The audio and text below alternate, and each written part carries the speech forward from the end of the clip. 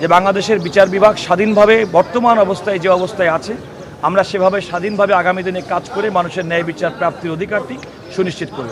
রাষ্ট্রের আইন কর্মকর্তা হিসেবে এই সমস্ত ভালো কাজে আমরা যেন সহযোগিতা করতে পারি, আমরা যেন আমাদের দায়িত্বটা অত্যন্ত সততার সঙ্গে নিষ্ঠার সঙ্গে পালন করতে পারি। সুশাসন সুনিশ্চিত হবে সর্বক্ষেত্রে, তখন মানুষের মৌলিক অধিকার হিসেবে তার ন্যায় বিচার প্রাপ্তির যে অধিকার, সে অধিকারটা সুরক্ষিত হবে।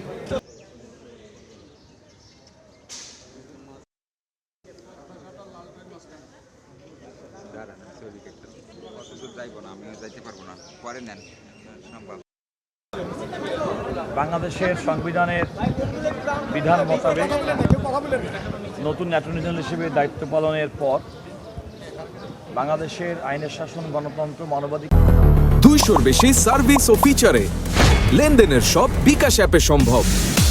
রক্ষার জন্য রাষ্ট্র পরিচালনার দায়িত্বে থাকা ইতিপূর্বে দুইজন মহান ব্যক্তি, শহীদ রাষ্ট্রপতি জিয়াউর রহমান, যিনি বাংলাদেশের বহুদলীয় গণতন্ত্রের প্রবর্তক হিসেবে সুপরিচিত, স্বাধীনতার মহান ঘোষক,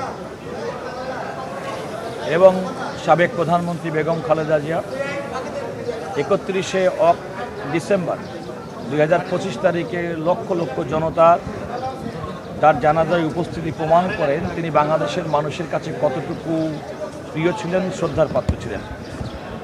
তিনিও বাংলাদেশে মানবাধিকার, গণতন্ত্র সুরক্ষা করার জন্য আপসহীন সংগ্রাম করেছেন। তিনি আপসহীন নেত্রী বলে পরিচিত। তিনি বাংলাদেশে গণতন্ত্র উত্তরণের এই পর্যায়ে আমাদের মাঝে নেই, কিন্তু নতুন দায়িত্ব নেওয়ার পরে অ্যাটর্নি জেনারেল অফিস হিসেবে আমার কাছে মনে হয়েছে যে এই দুজন নেতৃত্ব বাংলাদেশে তাদের নিষ্ঠা, সততা, দেশপ্রেমের যে চরম প্রমাণ রেখেছেন, তাদের প্রতি শ্রদ্ধা জানানোর মাধ্যমে আমার এই অফিসের প্রাথমিক কার্যক্রম শুরু করা উচিত। আমি সেই বিবেচনা করেই তাদের আজকের এই কবর জিয়ারত করেছি, দোয়া করেছি এবং তাদের রুহের মাগফিরাত কামনা করে আল্লাহর দরবারে কামনা করেছি যে তিনি যেন তাদেরকে জান্নাতুল ফেরদৌস দান করেন। একই সঙ্গে দীর্ঘদিন ফ্যাসিবাদ বিরোধী আন্দোলনের পরে নতুন বাংলাদেশের যে রাষ্ট্র পরিচালিত হচ্ছে, রাষ্ট্র পরিচালনার দায়িত্বে যিনি আছেন তাদেরই সন্তান, সুযোগ্য সন্তান জনাব তারেক রহমান এবং তার প্রয়াত ভাই জনাব আরাফাত রহমান কোকো, তার জন্য আমরা দোয়া করেছি। জনাব আরাফাত রহমান কোকোর জন্য বিশেষ করে দোয়ার পরে জনাব তারেক রহমান যেন আগামী দিনের বাংলাদেশকে সঠিক নেতৃত্ব দিতে পারেন, যে নেতৃত্ব শহীদ রাষ্ট্রপতি জিয়াউর রহমান এবং বেগম খালেদা জিয়া দেওয়ার মাধ্যমে বাংলাদেশের মানুষের মনের মণিকুঠায় স্থান করে নিয়েছেন, একইভাবে তিনি যেন সফল করতে পারেন, সেক্ষেত্রেও আমরা তার জন্য দোয়া করেছি।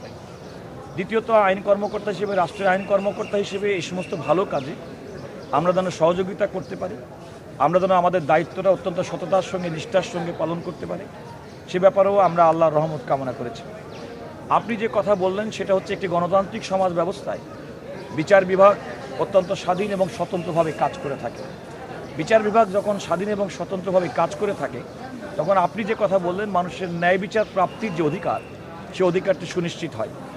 এবং আমরা তো মনে করি আমাদের বাংলাদেশের বিগত এই নির্বাচন 12 ফেব্রুয়ারি 2026-এর নির্বাচনের পূর্ববর্তী 3টি নির্বাচনের মাধ্যমে বাংলাদেশে গণতন্ত্রকে যেভাবে ধ্বংস করা হয়েছিল, এই নির্বাচনের মাধ্যমে বাংলাদেশে গণতন্ত্রের যাত্রা শুরু হয়েছে। এই গণতন্ত্রের যাত্রা শুরু হওয়ার পরিপ্রেক্ষিতে আমরা মনে করি যে বাংলাদেশের সুশাসন সুনিশ্চিত হবে, এবং যখন সুশাসন সুনিশ্চিত হবে সর্বক্ষেত্রে, তখন মানুষের মৌলিক অধিকার হিসেবে তার ন্যায় বিচার প্রাপ্তির যে অধিকার, সে অধিকারটা সুরক্ষিত হবে। দেখুন, আমরা বাংলাদেশে সাংবিধানিকভাবে রাষ্ট্রের যে 3টি অঙ্গ, সেটা স্বতন্ত্রভাবে কাজ করবে, তবে কার্যক্রমের ক্ষেত্রে তারা পরিপূরক হিসেবে কাজ করবে, এটা মনে রাখতে হবে। রাষ্ট্রের নির্বাহী বিভাগ, পার্লামেন্ট, সংসদ এবং বিচার বিভাগ তারা স্বতন্ত্রভাবে কাজ করবে। যখনই স্বতন্ত্রভাবে কাজ করতে পারবে, তখন গণতন্ত্র পরিশীলিত হবে, গণতন্ত্র সুসংগত হবে।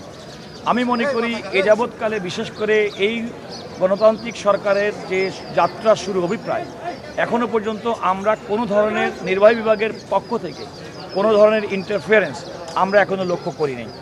আমরা মনে করি যে বাংলাদেশের বিচার বিভাগ স্বাধীনভাবে বর্তমান অবস্থায় যে অবস্থায় আছে আমরা সেভাবে স্বাধীনভাবে আগামী দিনে কাজ করে মানুষের ন্যায় বিচার প্রাপ্তির অধিকারটি সুনিশ্চিত করব। না, আমি এটা অন্তর হিসেবে মনে করি না। এই কারণে দেখুন, আমাদের সংবিধানের বিধান মতে অন্তর্বর্তীকালীন সময়, অর্থাৎ যখন সংসদ না থাকে, সে সময় রাষ্ট্রপতি তার সাংবিধানিক অধিকার বলে আর্টিকেল 93 অনুযায়ী তিনি যে অধ্যাদেশ জারি করেন সাংবিধানিক বাধ্যবাধকতা হিসেবে সংসদের প্রথম অধিবেশনে সেই অধ্যাদেশগুলো উত্থাপন করতে হয় এবং 30 দিনের মধ্যে সেই অধ্যাদেশগুলোর কার্যকর করার ক্ষেত্রে একটা বাধ্যবাধকতা আছে। ইতিমধ্যে আমাদের মাননীয় আইন বিচার এবং সংসদ বিষয়ক মন্ত্রী জনাব মোহাম্মদ আসাদুজ্জামান বলেছেন এই প্রক্রিয়ার মধ্যে স্বল্প সময়ের মধ্যে যে সমস্ত অধ্যাদেশগুলো করা হয়নি পর্যায়ক্রমে সেগুলো আলটিমেটলি আইনে রূপান্তর করা হবে এবং সে আইনে রূপান্তর করলে আমি মনে করি অধ্যাদেশগুলো ধারাবাহিকতা রক্ষা করা কিংবা এই অধ্যাদেশগুলোর মাধ্যমে যে উদ্দেশ্য করা হয়েছিল সেগুলো পূরণ করার ক্ষেত্রে কোনো বাধা হবে না। ধন্যবাদ।